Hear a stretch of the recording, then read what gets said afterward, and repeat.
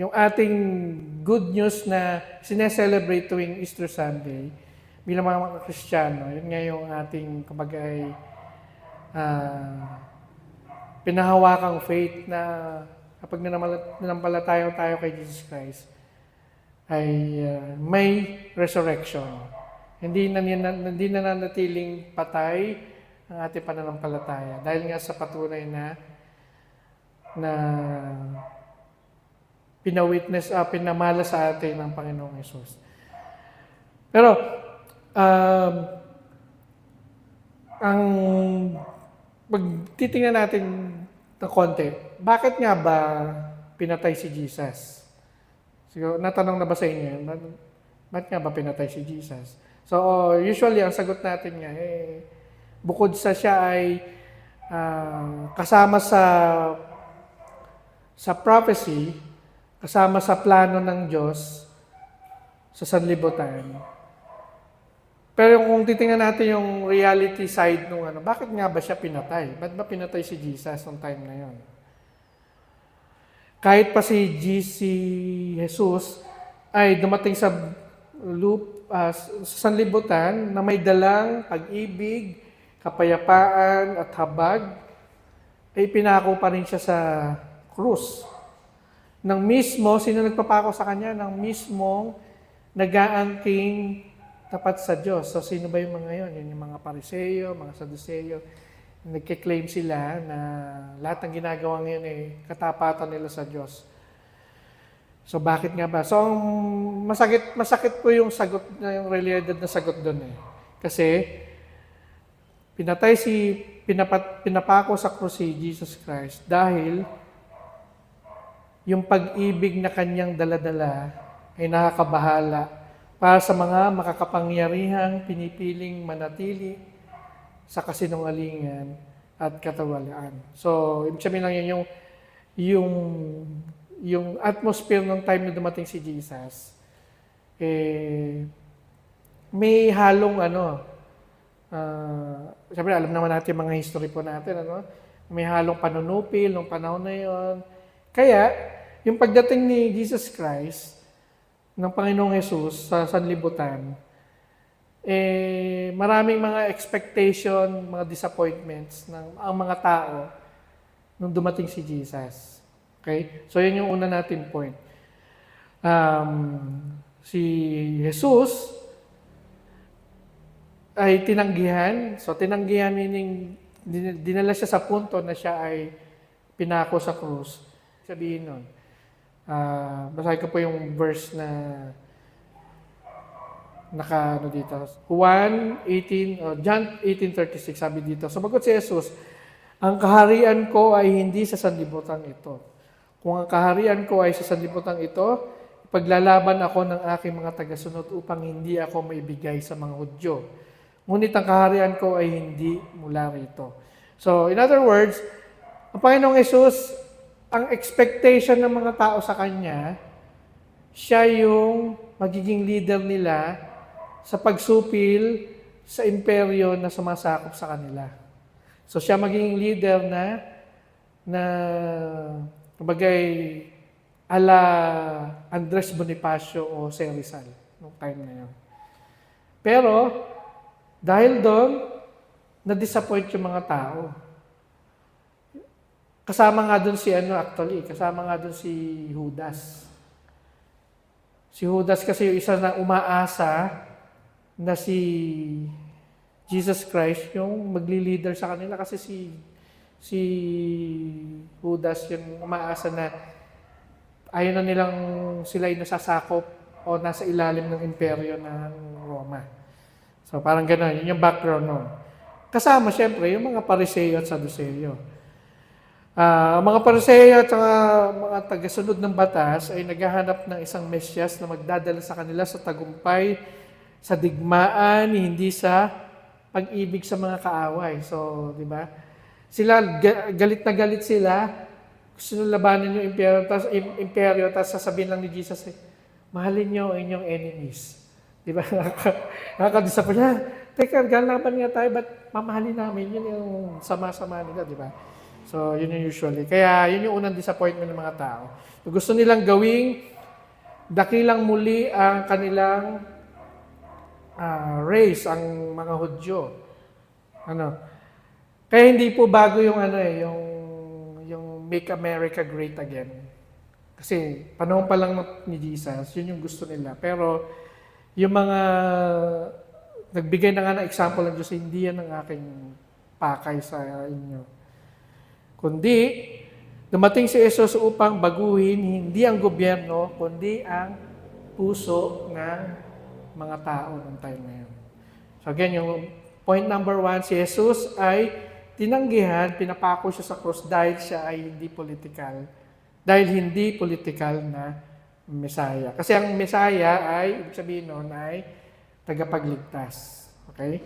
So kala nila ililigtas sila sa Roma. Pangalawang punto, ang revolusyon ni Jesus o ni Jesus Christ ay moral, hindi militar. Or ang revolution, natisarali kasi ang revolution ay yung digmaan agad, hindi. Ang revolution, ibig sabihin, gumagawa ka ng isang radical na movement.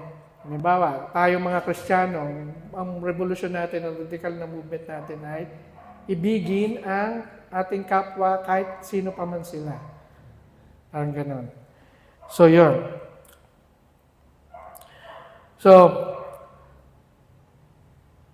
yung daladalang mensahe ng Panginoong Jesus noong time na yon, sabi sa Mateo 5:44, ngunit sinasabi ko sa inyo, ibigin ninyo ang inyong mga kaaway at ipanalangin ninyo ang mga umuusig sa inyo. So, ang revolusyon ni Jesucristo, isang revolusyon ng puso. Habang sa mga habag, yung revolusyon na yun? Habag sa mga outcasts. So, ang outcast ng panahon ni Jesus ay yung mga may ketong. Doon sa panahon natin, yung may ketong ay may nagagamot na. So, sila yung mga outcast. Pag yung mga tax collector, diba, alam naman natin istorya, nung lumapit si Jesus sa mga tax collector, pinag-question siya kasi nga, makasalanan daw ngayon. So, paano natin relate sa ating panahon po? Sa panahon natin, sino ba ang mga outcast? Sino po ba ang mga ginajudge ng lipunan? Ay, isa po naisip ko, at natutuwa naman kasi ako na stand na UCCP dito ay hindi judgmental. Kasama sa mga outcast ay ang mga LGBTQ. Yung ba? Yung iba naman ay ibang lahi. Pag hindi, halimbawa, sa atin po halimbawa, Tagalog tayo dito sa Luzon. Nung araw kasi matindi yung diskriminasyon sa mga hindi Tagalog. Na pinagtatawanan nila yung mga ganyan, di ba? So, yun yung mga outcast. So, ano yung revolusyon na movement na pinaglalaban ni Jesus? Yung magkaroon tayo ng habag doon sa mga outcast. So, yung movement daw po ng Panginoong Yesus to, naging mitya din na kanyang pagkapako sa krus. Kasi para sa mga makapangyarihan ng panahon na yon, yung mga nasa posisyon, ito ay isang banta. Para sa mga, kaya sa kanilang mga mata, si Jesus ay isa daw radikal, subversibo, kaaway ng sistema, kaya siya ipinako. Okay? Pangatlo, ang pag-ibig ni Kristo ay hindi mapapatay o hindi kayang patayin. Sabi nga, nung binasa ko kanina, wala makapag-iwalay sa atin sa pag-ibig ng Diyos. Hindi ang kamatayan, hindi ang kapangyarihan, hindi ang mga imperyo o gobyerno ng mundo. Romans 8:38-39. At sabi sa John 1:5, ang liwanag ay patuloy na nagliliwanag sa kadiliman at hindi ito kayang talunin ng kadiliman. So, ang pag-ibig ni Jesus Christ ay muling bumabangon sa bawat puso natin, especially ng mga taong piniling magmahal kaysa gumanti, umunawa kaysa mag-judge, at magpatawad kaysa gumanti. Ito yung mga madaling sabihin pero pag nasa sitwasyon kayo, mahirap gawin. Pero hindi, yun yung hamon sa atin ni Jesus Christ. Yun yung mga bagay na dapat natin ginagawa. At panghuling punto po, bilang simbahan, ang simbahan po ay hindi dapat magpatuloy. Ang simbahan po ay dapat magpatuloy sa revolusyon o movement na pinamalas ni Jesus na nasa sanlibutan siya noong time na yun. Sabi sa Micas chapter 6 verse 8, itinuro na sa iyo, o tao, kung ano ang mabuti at ano ang hinihingi sa iyo ng Panginoon, kundi ang gumawa ng katarungan, ibigin ang habag at lumakad ng mapagkumbaba sa iyong Diyos. Kaya mga kapatid, tayo po ngayon ay bahagi ng katawan ni Kristo sa mundong ito. So, yun yung ating purpose kung bakit tayo nasa mundong ito. Kasi every time na ginagawa natin yung sinabi ng Panginoon sa salita, pinagtatanggol natin ang mga naapi. Alam niyo pong ginagawa natin yun? Pinapanatili po natin yung resurrection ni Jesus Christ nung Easter. Okay? So, lahat ng kung ano yung ginagawa natin na kalooban ng Diyos, pinapanatili nating buhay ang ating pong Panginoon. Pinagtatanggol natin mga api, inayakap po natin yung mga tinataboy ng lipunan, mananatili pong buhay. So, alam ko medyo mabigat yung mga sinasabi ko, pero ano ba yung mga simple natin pwedeng magawa? Maging mabait sa kapwa, hindi tayo double standard sa mga bagay na paninindigan natin. Sa totoong buhay po, sa realidad kasi, patuloy pong, yung mga experience natin, patuloy na pinapako sa krus si Jesus Christ. Yung mga naranasan natin. Pero, bilang mga tagasunod ni Kristo, na minsan, siyempre, mayroong nag-question sa atin, may nagsasabi, yung mga Christian, mga Protestante, hindi po yun dapat ang ating pagbigyan ng focus. So, ang mga tagasunod ni Kristo ay patuloy na inusig, hindi dahil sa relihiyon, hindi po tayo din inuusig dahil tayo Protestante, hindi. Dahil ito sa dapat ito ay dahil sa paninindigan natin sa katarungan at habag.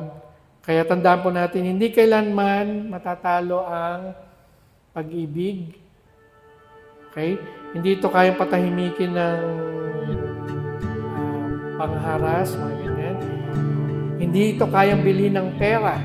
Okay? So, makakarelate tayo dyan kasi malapit ang eleksyon. Hindi ito kayang takutin ng kapangyarihan. Dahil ang pag-ibig ni Kristo ay Diyos mismo. Ang Diyos ay hindi kailanman matatalo. So, ito yung reflection para sa atin, bawat isa sa atin.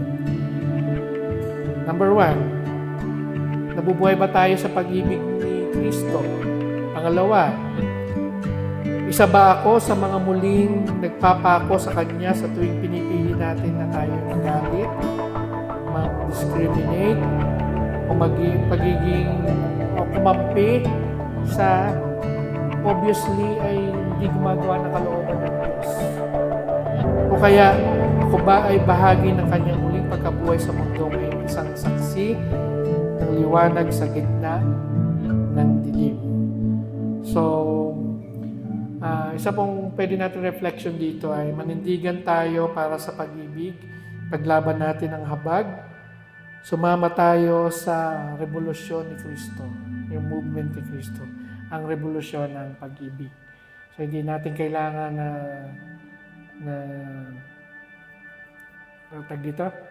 yung masyadong papakita ng naghihimagsik. Si Kristo mismo ang ginawa niya ay minahal lang niya yung mga outcast. At yun po ay sapat na. Ano po?